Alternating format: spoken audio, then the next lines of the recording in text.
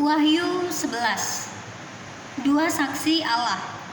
Kemudian diberikanlah kepadaku sebatang buluh seperti tongkat pengukur rupanya, dengan kata-kata yang berikut: bangunlah dan ukurlah bait suci Allah dan mezbah dan mereka yang beribadah di dalamnya. Tetapi kecualikan pelataran bait suci yang di sebelah luar. Janganlah engkau mengukurnya, karena ia telah diberikan kepada bangsa-bangsa lain, dan mereka akan menginjak-injak kota suci 42 bulan lamanya. Dan aku akan memberi tugas kepada dua saksiku, supaya mereka bernubuat sambil berkabung 1260 hari lamanya. Mereka adalah kedua pohon zaitun dan kedua kaki dian yang berdiri di hadapan Tuhan semesta alam. Dan jikalau ada orang yang hendak menyakiti mereka, keluarlah api dari mulut mereka, menghanguskan semua musuh mereka.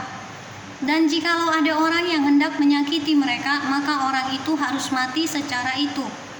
Mereka mempunyai kuasa menutup langit supaya jangan turun hujan selama mereka bernubuat.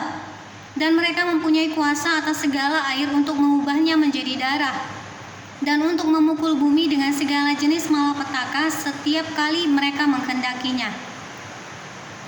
Dan apabila mereka telah menyelesaikan kesaksian mereka, maka binatang yang muncul dari jurang maut akan memerangi mereka dan mengalahkan serta membunuh mereka.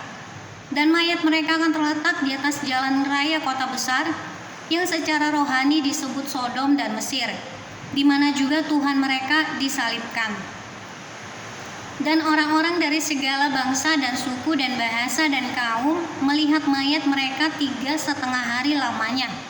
Dan orang-orang itu tidak memperbolehkan mayat mereka dikuburkan. Dan mereka yang diam di atas bumi bergembira dan bersuka cita atas mereka itu, dan berpesta dan saling mengirim hadiah. Karena kedua nabi itu telah merupakan siksaan bagi mereka, karena kedua nabi itu telah merupakan siksaan bagi semua orang yang diam di atas bumi. 3,5 hari kemudian masuklah roh kehidupan dari Allah ke dalam mereka, sehingga mereka bangkit, dan semua orang yang melihat mereka menjadi sangat takut. Dan orang-orang itu mendengar suatu suara yang nyaring dari sorga berkata kepada mereka, naiklah kemari. Lalu naiklah mereka ke langit, diselubungi awan, disaksikan oleh musuh-musuh mereka. Pada saat itu terjadilah gempa bumi yang dahsyat, dan 1/10 bagian dari kota itu rubuh. Dan 7.000 orang mati oleh gempa bumi itu, dan orang-orang lain sangat ketakutan, lalu memuliakan Allah yang di surga. Celaka yang kedua sudah lewat, lihatlah celaka yang ketiga segera menyusul. Sangkakala yang ketujuh, nyanyian puji-pujian para tua-tua. Lalu malaikat yang ketujuh meniup sangkakalanya, dan terdengarlah suara-suara nyaring di dalam sorga, katanya, pemerintahan atas dunia dipegang oleh Tuhan kita, dan Dia yang mengurapinya, dan Dia yang diurapinya, dan Ia akan memerintah sebagai raja sampai selama-lamanya.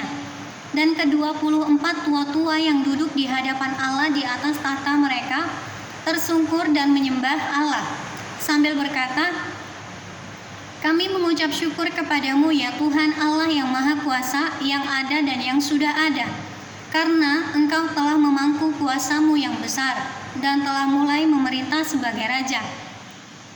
Dan semua bangsa telah marah, tetapi amarah-Mu telah datang, dan saat bagi orang-orang mati untuk dihakimi, dan untuk memberi upah kepada hamba-hambanya, dan untuk memberi upah kepada hamba-hamba-Mu, nabi-nabi dan orang-orang kudus, dan kepada mereka yang takut akan nama-Mu, kepada orang-orang kecil dan orang-orang besar, dan untuk membinasakan barang siapa yang membinasakan bumi.